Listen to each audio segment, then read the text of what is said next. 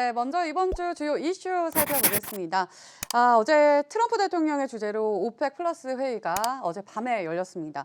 멕시코로 인해서 감산 합의가 불발이 됐는데요. 이로 인해서 국제 유가 역대급으로 널뛰기 장세를 보였습니다. 좀 여기에 대해서 좀 자세하게 설명해 주시죠. 네, 뭐 일단 멕시코가 지금 다시 한 번 더 박차고 나갔죠. 자리를 박차고 나가면서 국제 유가에 대한 감산 합의가 실패를 했습니다.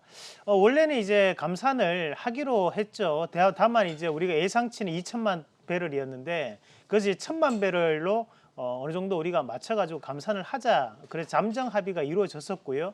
다만 시장 자체는 1천만 배럴이면 우리가 예상했던 2천만 배럴보다 적다라는 생각을 가지면서 그때부터 이제 유가가 급락하기 시작했습니다. 다만 유가도 오늘 하루 휴장인데요.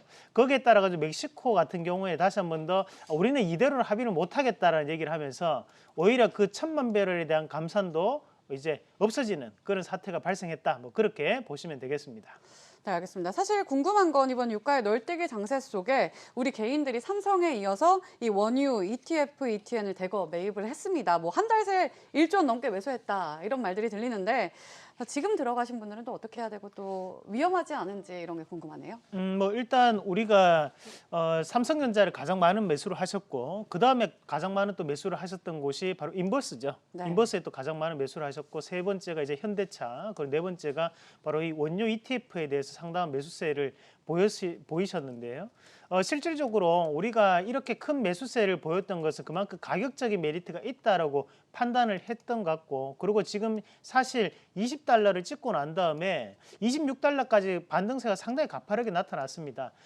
사실 우리가 아시겠지만 20달러에서 21달러가 되면 5%가 오르는 거고, 실질적으로 이제 26달러까지 올라가면 우리가 거의 뭐 그때는 뭐 60% 가까이가 지금 오르는 거죠. 30% 가까이가 오르는 거기 때문에 상당한 상승세가 현재 나타났다라고 먼저 보셔야 될 것 같고요. 이렇게 상승할 수 있었던 가장 큰 원인은 뭐냐면 우리가 준비된 그림 같이 보면서 말씀을 좀 드리도록 네. 하겠습니다. 자, 우선 이제 석유 및 가스 배럴에 대한 생산 단가에 대한 부분을 한번 같이 보시겠는데요. 보시면 일단은 지금 현재 이제 브라질 같은 경우에 35달러 정도 선에서 지금 생산 원가가 지금 현재 진행이 되고 있고, 그 밑에 보시면 이제 US 세일, 바로 세일가스에 대한 부분인데, 이 세일가스 같은 경우에는 한 24달러 정도 생산 원가가 지금 들고 있습니다. 그 밑에 보시면 이제 미국에 대한 원유 가격이 21달러 정도로 형성되어 있고요. 그 러시아 같은 경우에 19달러, 그리고 이란, 이라크, 그리고 이제 사우디 같은 경우에 한 9달러 정도 선에서 거래가 되고 있는 상황이었기 때문에 사실 이제 20달러 밑으로 내려갔을 때는 상당히 저렴한 가격대까지 내려왔던 것은 사실인 거죠. 그리고 우리가 2016년도 2월 달에도 큰 폭의 하락세를 보였었는데 그때 마지막 마지노선이 바로 26달러 80센트였습니다. 그때에 비하면 지금 6달러가 좀 더 하락을 했다라고 보면 되겠습니다. 그만큼 지금 유가는 오늘 보니 23달러까지 또다시 한번 내려왔던데요. 가격적인 부분에서는 상당한 저가 권역이다. 다만 우리가 이거를 가파르게 상승을 시키지 않는 이유는 우리가 이제 유가가 빠지고 나면 거기에 대해서 먼저 생산량을 줄이는 쪽이 네. 나중에 점유율 자체가 떨어져 버립니다. 그러나 지금 보면 대부분 손해를 감내하더라도 먼저 감산을 하지 않는다는 거죠. 만약에 여기에서 사우디가 감산을 해버리면 그에 따른 점유율 자체를 러시아라든지 또는 미국이 차지하게 돼버리는 거니까 오히려 사우디가 지금 점유율을 차지하고 있는 것이 파이가 줄어들게 되거든요. 그 부분 자체를 감안해서 지금은 이 오펙이나 오펙 플러스 국가들이 모두 다 감산을 하지 않고 있는, 손해를 보더라도 감산을 하지 않고 있는 그런 상황이다. 뭐 그렇게 보시면 되겠습니다. 네, 알겠습니다. 이렇게 국제 유가가 급락을 함에도 우리 시장은 사실 원만한 장세를 보이고 있거든요. 그렇다면 이렇게 상승세를 지속하는 그 배경은 뭐라고 생각하십니까? 뭐 사실 뭐 국제 유가가 우리나라 증시에 큰 영향을 주진 않죠. 사실 우리는 석유를 수입하기도 하고 수출하기도 하는 네. 나라거든요. 우리나라 기업들 중에서 흔히 얘기하는 이제 석화 기업들이라고 하죠. 석유 화학 기업들 같은 경우에는 이 원유를 사서 그 원유를 비축하고 난 다음에 다시 한 번 더 재화를 공급해서 뭔가의 물건을 가공시켜서 물건을 만들어냅니다. 그러고 난 다음에 다시 한 번 더 수출을 하는 가공무역 형태를 많이 띈다고 생각하시면 되고, 실질적으로 이제 우리나라 증시에 영향을 미치는 부분은 조금은 제한적인 부분이다라고 보시는 게 맞겠죠. 일단은 원유를 가장 많이 소비하는 나라는 중국입니다. 그 중국에서 지금 현재는 상당한 소비가 많이 줄었는 상황이고요. 그 부분 자체가 바로 경기 침체라는 부분 자체로 나타나고 있는 부분이겠고, 또 한 가지는 우리가 이제 녹색 성장 에너지라는 그 슬로건을 쓰면서 지금 전 세계적으로 다시 한 번 더 이런 가장 많은 에너지를 사용하는 자동차 쪽이 내연기관 자체가 이제는 전기차라든지 수소차로 넘어가는 시점이라는 거죠. 그런 시점 자체가 나타나고 있기 때문에 석유에 대한 부분 자체가 영향을 미치는 것은 앞으로 시간이 지날수록 더욱더 제한적일 수밖에 없다라고 보는 게 맞겠고요. 현재 WTI에 대한 유가 추이를 한번 같이 보시면, 자, 우리가 그림 잠깐 한번 같이 보도록 하겠습니다. 우선 큰 폭의 하락세가 한번 나타났던 것이 2009년도에 큰 폭의 하락세가 나타났는데, 이때도 폭은 상당했습니다. 140달러를 찍고 난 다음에 갑작스럽게 지금 크게 하락하는 모습이 나타났고, 이 하락에 대한 반등 파동으로 지금 다시 한번 더 100달러까지 올라온 부분이었고요. 그 이후에 지금 2016년 2월 달에 26달러까지 빠졌죠. 그리고 지금 이제 신저가를 지금 쓰고 있는 부분이라고 보시면 되겠고요. 지금 이런 부분 자체는 당분간은 이어질 확률이 높다. 그래서 다만 30달러 선을 기준으로 그 자리까지는 반등 자체가 가능하지 않겠냐, 저의 개인적인 의견입니다. 30달러까지 반등할 수 있겠다 이런 말씀이시죠? 네, 뭐 그 달러까지는 충분히 어느 정도 생산 원가를 감안한다면 마진을 우리가 네. 뭐랄까 이제 비축해 놓은 것들이 있을 거 아니에요. 네. 그러면 그것을 이제 저렴한 단가로 뭐랄까 지금까지는 공급할 수 있는 상황이지만 실질적으로 거기에 대한 이월물 자체가 되고 있는 상황이거든요. 그 부분 자체를 고려한다면 유가는 점진적으로 상승할 확률이 높다라고 보는 게 맞겠습니다. 아, 네, 알겠습니다. 그리고 또 이번 급락장에 시장에 뛰어든 개인들이 굉장히 많은데요. 뭐 요즘 개인이 이끄는 시장이다 이렇게 말할 정도인데, 시장으로 봤을 때는 좀 시장의 큰 동력일 수 있겠지만 또 개인들이 좀 걱정이 되기도 합니다.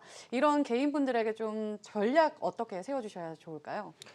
일단 기본적으로 우리가 이 유가 투자 같은 경우에는 여러 가지에 대한 주의할 사항들이 많습니다. 특히 이제 우리가 이제 원유 ETF하고 그리고 또 한 가지가 이제 원유 ETN이 있는데요. 대부분 다 이제 ETF 투자를 많이들 하시는데 이 ETF에 대해서 좀 더 자세하게 말씀을 좀 드리도록 하겠습니다. 그럼 우리가 조금 기억을 하고 계셔야 되는 것이 세 가지 단어 정도를 기억을 하셔야 되는데, 자, 첫 번째는 우리가 이제 순자산 가치라는 얘기가 있습니다. 이것은 말 그대로 지수를 추종하는 부분이기 때문에 갑작스럽게 이제 투자 심리 자체가 들어오게 되면 이 순자산 가치보다는 좀 더 높은 가격대로 형성될 때가 있다는 거죠. 그럼 예를 들면 지금 현재 순자산 가치가 7,900원인데 호가 자체가 올라가서 8,400원대를 유지를 할 때가 가끔씩 있어요. 그러면 이미 괴리가 발생했다라는 거거든요. 그러면 그 괴리율이 높을수록 이 다시 한 번 더 종가가 지나고 난 다음에 나의 시가에 그 괴리율에 맞춰 가지고 다시 한 번 더 줄어들 수밖에 없는 거죠. 그럼 괴리율이 4% 나 있는 상황에서 들어간다면 오히려 4% 손해를 보고 사는 거나 마찬가지거든요. 그럼 우리가 여기서 기억을 하셔야 되는 것이 바로 순자산 가치. 그 두 번째가 이제 괴리율이 될 수 있고, 마지막 세 번째가 이제 롤오버에 대한 얘기가 계속적으로 나오는데요. 실질적으로 우리가 이 롤오버 같은 경우에는 유가에 직접적으로 투자를 하는 게 아니고 유가 선물에 투자를 하는 거기 때문에 거기에 따른 롤오버라는 비용이 생기게 됩니다. 자, 이 롤오버라는 것은 우리가 지금 현재는 4월 달인데 이 부분 자체가 5월 달로 넘어가면 유가도 마찬가지로 5월 달에 대한 유가를 사야 되는 거거든요. 이 4월 달 유가를 거래를 하는 게 아니에요. 그러면 달달이 이런 식으로 넘어갈 때마다 차익에 대한 비용이 생기게 되는데 이 비용 자체가 올라가게 되면 그것을 우리가 콘덴고가 발생했다라고 얘기를 하는 거고, 비용이 내려가게 되면 그때는 백오데이션이 발생했다라고 얘기를 합니다. 그럼 현재 이 일정을 잠깐 한번 같이 보도록 하겠습니다. 네. 자, 일단은 현재 ETN 그리고 ETF별 롤오버에 대한 진행 일정이 나와 있는데요. 4월 달 같은 경우에는 4월 7일, 8일, 9일, 13일, 14일까지 현재 코덱스 WTI 원유 선물과 그리고 인버스 그리고 ETN이 지금 현재 롤오버에 대한 비용이 들어가는 기간입니다. 그리고 지금 4월 1, 2, 3, 6, 7일이 타이거 원유 선물에 대한 부분 자체가 롤오버가 비용이 발생을 했던 구간인데, 우리가 지난주를 보시더라도 유가가 상승했던 부분에 비해서 이 타이거 원유 선물 같은 경우에는 반등폭이 약했거든요. 그 이유가 뭐냐면 바로 롤오버 비용 자체가 들어갔기 때문이고, 이것이 왜 5일 동안이 진행되냐면 하루에 20%씩 다음 월분을 사는 겁니다. 그러면 7일 날 20%를 사고 8일 날 누적으로 40%, 60%, 80%, 100% 이런 식으로 이제 넘어가게 되기 때문에 롤오버 비용 자체가 5분할로 나뉘어진다고 생각을 하시면 되겠고요. 그럼 현재 지금 보면 4월물 자체가 26달러고 만약에 예를 들어서 5월물이 27달러다. 그러면 거기에 대한 차익이 한 3.8% 정도 발생하겠죠. 그래서 그 3.8%에 나누기 5를 하시면 그게 하루마다 롤오버 비용이 들어가고 있다라고 생각을 하시면 되겠고요. 다음 그림 한번 같이 보시면 우리가 이것은 이제 이 지수를 지금 현재 ETF가 추종을 하는 부분인데 지금 4월물 같은 경우는 가격이 26달러입니다. 하지만 우리가 매일 20이니까 요건 이제 5월 20일이죠. 그럼 여기는 보면 26달러 80센트고요. 그 12월분 같은 경우에 35달러입니다. 그럼 여기에 대해서 이미 유가 선물 같은 경우에는 점진적으로 가격이 상승할 확률이 대단히 높다라는 부분에 베팅을 하고 있구나. 뭐 그렇게 생각을 하시면 되겠고, 자 다음 그림 한번 같이 보시면 앞서서 이제 콘덴고에 대해서 말씀을 드렸는데, 자 유가가 올라가면 거기에 따라서 비용 자체를 발생하게 되는데 이 비용을 치르는 것을 우리가 이제 롤오버 비용이 발생했다라고 얘기를 하는 거고, 자 그 다음 그림을 잠깐 보시면 그 다음 그림은 이제 오히려 유가가 빠졌을 때 뭐 예를 들면 우리가 오늘 27달러인데 다음 달 26달러로 빠졌습니다. 그럼 1달러 손해를 보게 되겠죠.